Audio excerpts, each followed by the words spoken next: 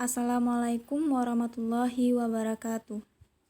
Alhamdulillahirabbil alamin. Assalatu wassalamu ala asrafil anbiya'i wal mursalin wa ala alihi wa sahbihi rasulillahi ajmain. Puji syukur marilah sama-sama kita ucapkan atas kehadirat Allah Subhanahu wa taala. Semoga kita selalu dilindungi dan diberkahi kesehatan dimanapun kita berada. Yang saya hormati Bapak Dr. Febrianto MPD selaku dosen pengampu mata kuliah kelistrik magnetan dan teman-teman yang seperjuangan dengan saya. Baiklah, perkenalkan kami dari kelompok 4 yang beranggotakan Vivi Amirza dan saya sendiri Nelly Azmi. Di mana pada kelompok kami ini membahas mengenai konsep energi listrik. Ada 4 subbab penting pembahasan kelompok kami. Yang pertama sumber energi listrik, yang kedua energi listrik dan daya listrik. Yang ketiga upaya penghematan energi listrik, yang terakhir yaitu sumber energi listrik ramah lingkungan. Yang pertama sumber energi listrik.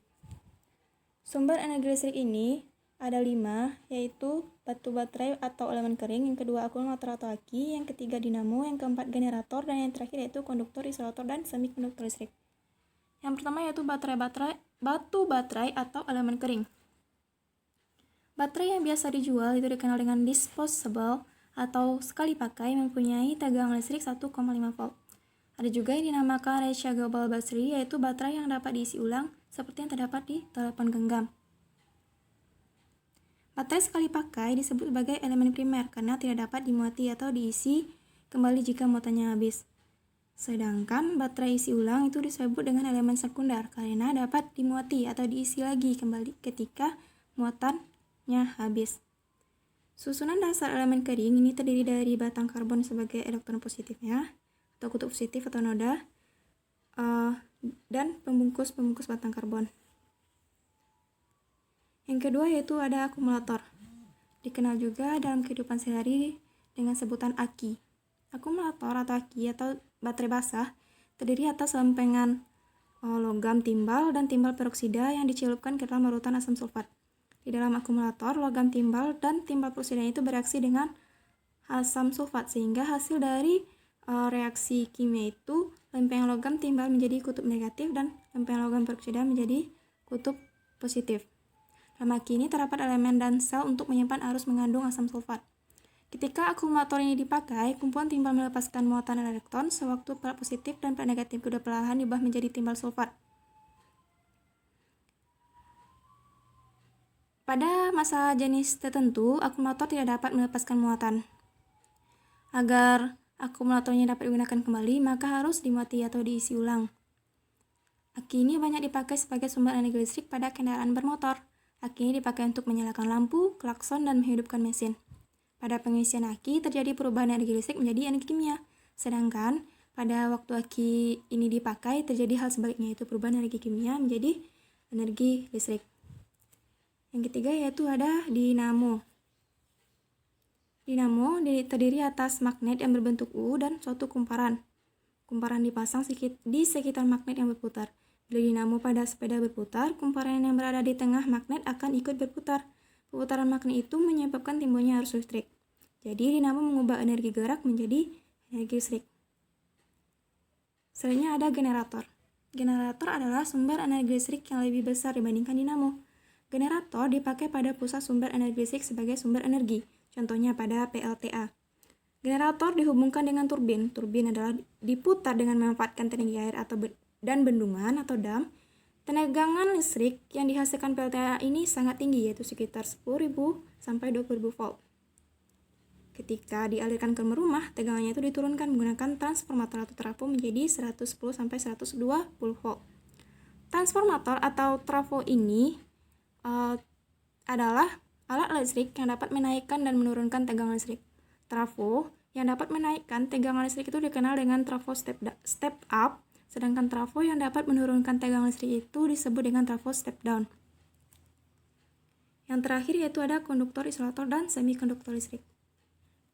Konduktor adalah suatu bahan yang mudah mengantarkan listrik. Dalam bahan-bahan yang tergolong konduktor ini, elektron-elektron pada setiap atomnya itu tidak diikat dengan kuat, sehingga elektron-elektron dapat bergerak bebas di dalam atomnya. Elektron-elektron bebas inilah yang menyebabkan bahan-bahan konduktor mudah mengantarkan atau mengalirkan muatan listrik. Misalnya itu pada perak, aluminium, tembaga, besi, dan lain-lain sebagainya. Yang kedua itu isolator. Isolator adalah suatu bahan yang sukar mengantarkan muatan listrik. Di dalam bahan-bahan isolator ini, elektron-elektron pada setiap atom itu diikat dengan kuat sehingga pada keadaan normal, elektron-elektron tidak bisa bergerak bebas. Karena elektron-elektron ini tidak mudah berpindah, maka isolatornya itu sukar mengalirkan arus listrik. Akan tetapi, jika isolator itu diberi tegangan besar, maka elektron dapat berpindah. Jadi pada tegangan tinggi, isolator dapat fungsi sebagai konduktor. Misalnya itu gelas, kaca, karet, kayu, dan lain sebagainya. Yang terakhir itu semikonduktor. Semikonduktor ini adalah suatu bahan yang pada kondisi tertentu akan bersifat sebagai isolator dan pada kondisi lain akan bersifat sebagai konduktor. Bahan-bahan semikonduktor ini akan bersifat isolator jika dalam temperatur yang rendah dan akan bersifat konduktor jika dalam temperatur yang tinggi. Dalam temperatur rendah, seluruh lintasan elektron ini terisi penuh oleh elektron dan ketika dalam temperatur tinggi akan ada ikatan-ikatan yang pecah sehingga menyebabkan adanya elektron-elektron bebas, misalnya germanium, silikon, dan lain sebagainya. Subbab yang kedua yaitu energi listrik dan daya listrik. Yang pertama, energi listrik. Secara umum, energi dapat didefinisikan sebagai kekuatan yang dimiliki oleh suatu benda sehingga mampu untuk melakukan kerja. Sedangkan energi listrik adalah energi yang disebabkan oleh mengalirnya muatan listrik dalam suatu rangkaian tertutup. Energi listrik ini dapat diubah menjadi berbagai bentuk energi lain. Besarnya energi listrik yang diberikan sebuah sumber tegangan untuk memindahkan muatan yang memiliki hambatan R secara matematis dapat dirumuskan dengan persamaan W sama dengan V dikali Q.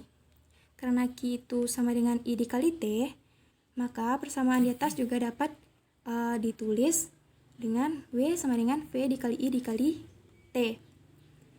Jika diterapkan hukum Ohm pada sebuah rangkaian listrik di mana V dikali I sama dengan I dikali R, maka rumus energi listrik dapat dikembangkan lagi menjadi W sama dengan V dikali I dikali T, yang mana V itu I dikali R, berarti W sama dengan I dikali R dikali I dikali T. Jadi W adalah I kuadrat dikali R dikali T, di mana W itu adalah energi dalam satuan joule, I itu ada arus listrik dalam satuannya ampere, V itu beda potensial listrik dalam satuan volt, T itu waktu dalam satuan sekon, R itu hambatan dalam satuan ohm.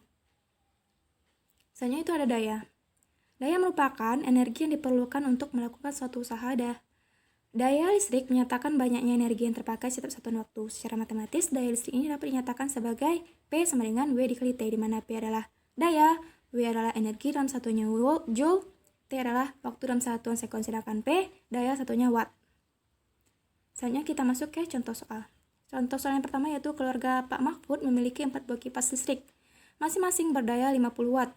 Kipas tersebut digunakan selama 10 jam tiap hari. Hitunglah besarnya energi listrik yang digunakan untuk keempat kipas tersebut selama 1 bulan 30 hari. Penyelesaiannya, pertama diketahui adalah jumlah kipas listriknya 4 buah dikali dayanya itu 40 watt, 50 watt. Berarti 4 dikali 50, 200 watt.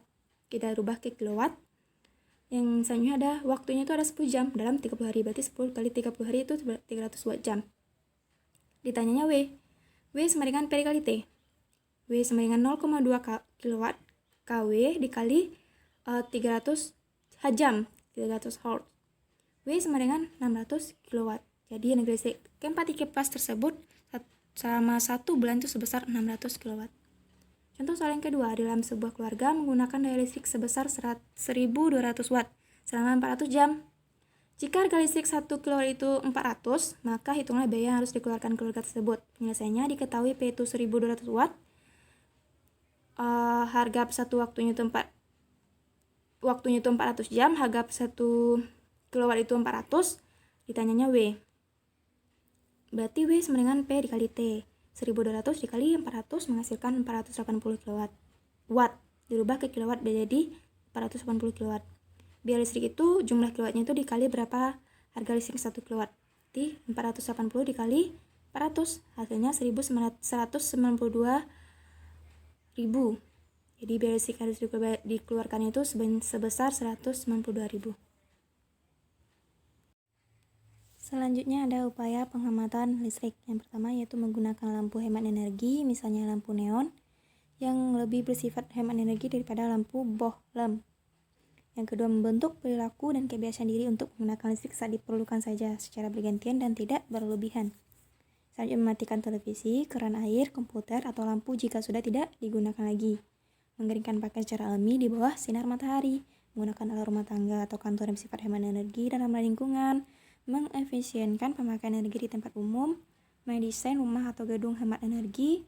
Pemerintah menyusun kebijakan dan memberikan penghargaan atau apresiasi positif atas segala upaya dan inovasi penghematan energi, mensosialisasikan kegiatan-kegiatan yang bersifat menghemat energi, mengembangkan dan melakukan penelitian untuk energi alternatif, misalnya energi biodiesel.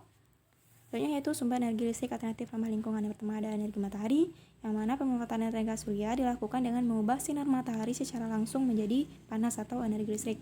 Yang kedua ada energi angin, yang mana pemanfaatannya dilakukan dengan cara mengubah hembusan angin dari energi kinetik menjadi energi mekanik dengan menghubungkannya ke mesin generator untuk bisa menghasilkan energi listrik. Selanjutnya ada energi nuklir, yang mana reaksi fisi nuklir adalah reaksi pembelahan inti atom akibat tubrukan inti atom lainnya dan menghasilkan energi dan atom baru yang bermassa lebih kecil, serta radiasi elektromagnetik.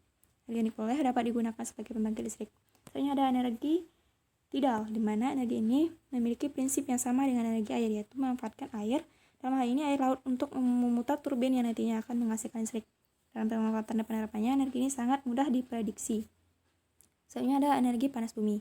Prinsip kerja dari energi panas bumi ini yaitu uap yang merupakan hasil panas dari bumi itu diolah di pembangkit listrik tenaga panas bumi untuk nantinya dijadikan sebagai sumber energi dan listrik.